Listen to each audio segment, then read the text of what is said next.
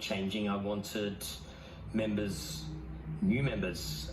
We've got Amanda Cooper, transferred from Brisbane City Council at a second attempt. Bree James up in Barron-Hoover.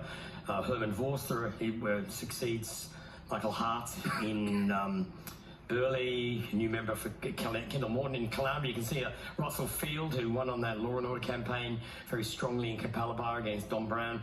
Sean Dillon replaces Mr. Lachlan Miller in Gregory. Harvey Bay wins. David Lee wins that back for the LNP.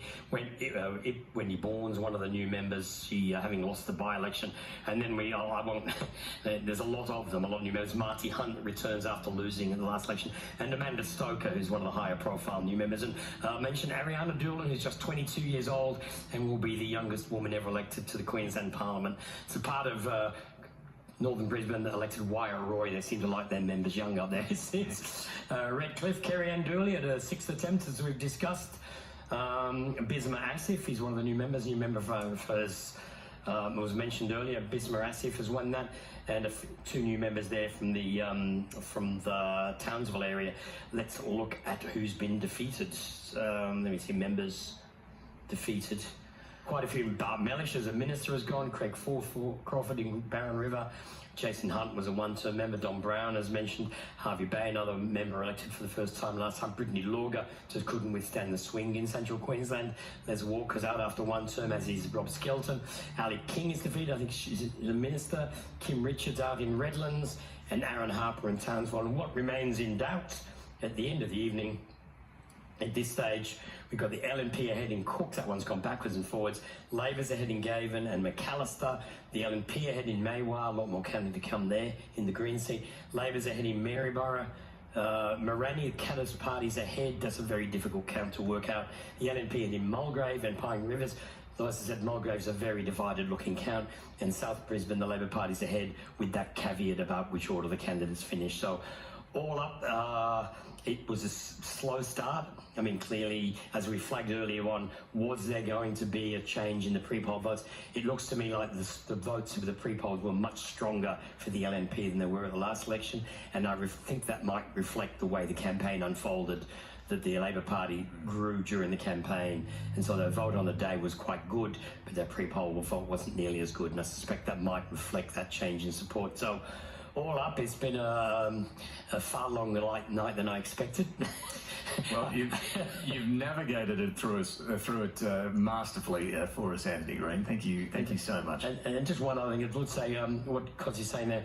There's a really different divide developing in Australia between the city and the country, as you're saying. That's much more important in Queensland because it's got a much larger proportion of the electorates in the country. If that flows through to the other states, it may not be. It's certainly Labor has to worry about its vote in the bush, but it's maybe less important when we come to the federal election because it's less important in New South Wales and Victoria. But certainly, as we've seen in America, if you follow the American election at all, there's a clear divide between the party to the left is now entirely an urban party, and the rural areas, that party is diminishing. The same is occurring in Australia between the Labor Party and the coalition. Anthony Green, thank you so much for your incredible expertise and knowledge tonight as you have guided us through the 2024 election here in Queensland. And that is Queensland votes for 2024. The state has voted for change.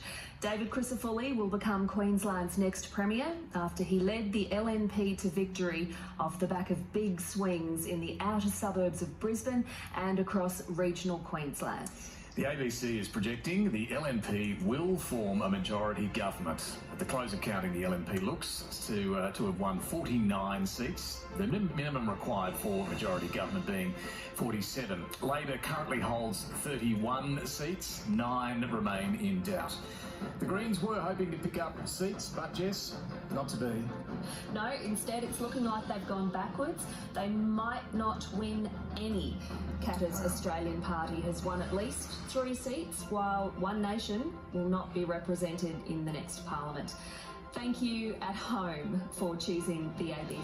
It's been great fun, Jess. Thank you as well. Join me for Insiders. We're going to be live here in a matter of hours, live from Brisbane tomorrow morning. The counting will continue over the coming days.